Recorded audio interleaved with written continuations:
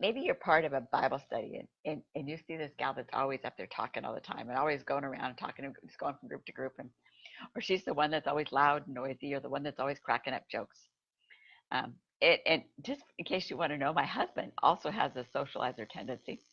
We go out to a group, a social group, and I can just about guarantee my husband's going to go around and talk to everyone in the room and make some kind of contact. He's settled down somehow now as he's gotten older, and it's not quite as outgoing as he was before. But he is still very much an extrovert. When we go to do book sales, he's the one that will chat and talk to everybody. And I'm the one that once they come up to the table, then I'll make a comment. And he has to step away for a drink or for a few minutes to get something to eat. I'll just sit there and smile at everybody as they come by. Hi, how you doing? Have a nice day. You want to check out the book? But not my husband. He's the one saying, hey, we've got some books. We got couple authors over here. Tale of two authors. You want to come see the books? And he goes on. And he just talks to every single person all day long. That is, again, another socializer. They can talk all day long to people. I've had people think I was a socializer because I do love to talk to you, like on these videos, or I'll tell stories, or I'll be talking in a group. But I'm really not. I need tons of time alone to rest and relax and recharge. So let me give you a few of the characteristics of the socializer. And I'm so glad that you're here. If you know anybody like that, share their first name, or if you have any questions about the socializer. Remember, I said over the next few weeks, we're going to be talking about 4 personalities from this linked personality system by Linda and Linda Gill and Linda Goldfarb. I call them, their nicknames are Rose and Goldie because they're often the same groups. And if you say Linda, you don't know which one you're going to get. So Goldie is Linda Goldfarb over here. It's just the backwards of what you think it's going to be. And Linda Gilden is the rose. She loves roses.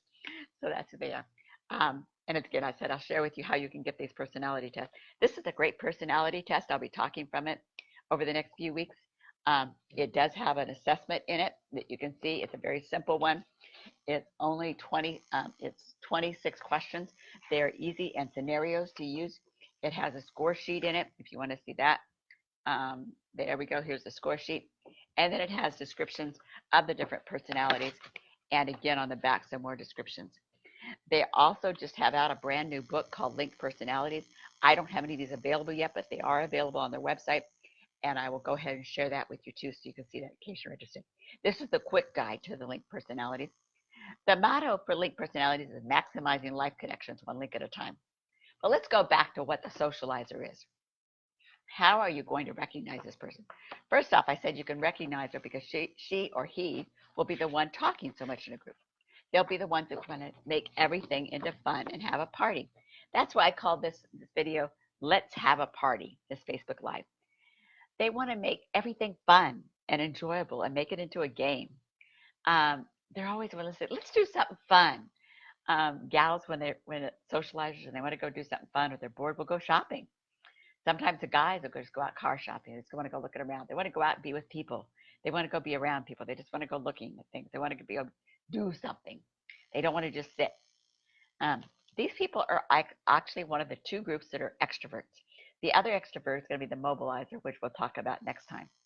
But the socializer is an extrovert. They're very outgoing with people, love to talk to people, love to be with people, get energized by being with people. But they also make very quick decisions. This socializer is the person, sometimes they call them fast responders. That means they would make a quick response. They have a fast decision-making capability. For a socializer, often it's not very well thought out. They just think of it and they want to go do it. The mobilizer will tend to think it through and they'll have a thought process, but they'll be able to very rationally and quickly make decisions. And so they're slightly different. So we'll talk about the mobilizer next time. But talking about that socializer. So maybe you've seen this person. They're the person that's always talking. If you're more of an introvert like I am, you kind of like sit back sometimes in the corner and watch them. You're just watching to see what they'll do, where they're going to go, who they're going to be with next, where they're going. And sometimes you think, oh, they're just so loud and they're so noisy and they're doing so much. But that's because it's their personality. So why are personalities so important to us as women and as wives, as husbands? They're important because God has instilled in each one of us a certain personality.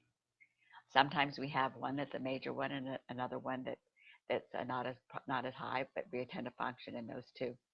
They actually have been tracked to the different four quadrants of the brain. These different personalities have been matched up and actually show up in those different quadrants.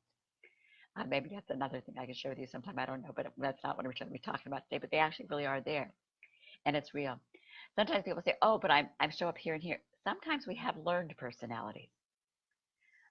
When I was actually taking this whole studying and going through this training to be an advanced personality trainer, one of the instructors thought for sure that I was a socializer because I like to tell stories. My storytelling is not always related to being a socializer. And when you put that ability to tell stories along with my very organizational tendencies and with my need to have lack of conflict and to be able to pull back and time to just recharge and be relaxed and be alone, I'm not really as much a socializer as these ladies thought. And so sometimes it's a learned behavior. In public, I've learned to be very social and outgoing because it's necessary when you're going to speak or you're going to interact and be with a lot of other people.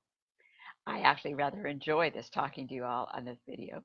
It's fun to be here in my own home, and yet I don't have to go out and go do a lot of things. I can do this nice and calm and relaxed. And often after I do one of these videos on a day like today, I go and take some time by myself and just chill for a while.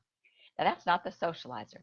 The socializer would be all revved up and raring to go, and do a whole lot more things. I have to space out the time, things I can do in a week to have social interaction. And a socializer just really likes to be with a lot of other people. So here are some of the characteristics of our socializer friends. They don't hold grudges. And that's really neat, isn't it? Not to hold grudges. They kind of just go, ah. But when they tell a story, too, often they will embellish it, is what I would call. Some people would say they were lying. They stretch the truth. But they make it sound bigger and better than it really was. They didn't catch a fish that was long. They're the ones that caught the fish that was just so big you couldn't believe it. And it took us hours and hours to reel it in. But maybe it only took 15 minutes. But they're not going to say it. But it sounds better when you say hours and hours to reel it in. And we were struggling, and I was pulling, and I was panting, I was going back to this. And I just had to reel it in. And maybe they just sit there. They had to keep working at it, and they had to focus. But the story gets bigger and bigger because it's a better story. Socializers like to embellish their stories to make them fun and listen to. They're great storytellers, and they're fun to listen to. Although you have to sort out what part's the truth and what part's a little bit stretched. So realize that that's part of being a socializer. They're touchy-feely people. Um, I love a hug, but that's because of one of my love languages, not because I'm a socializer. So some of this we have to look at separately. If you don't know about love languages, I'll share that again with you as another thing down on my list of things to share. But our love languages also. But the socializer is also going to be very much a touchy person. But when you're talking to them at church, they may be the one that comes up and puts their hand on your shoulder, and will keep it there because they don't want you to run away as you're talking to you. They want you to just stay right there. So they'll have their hand on your shoulder, and they'll keep talking and talking, and they won't let go until they're ready to let you go. So they'll kind of keep you there. Socializers are touchy people. It may or may not be related to their love language, and so we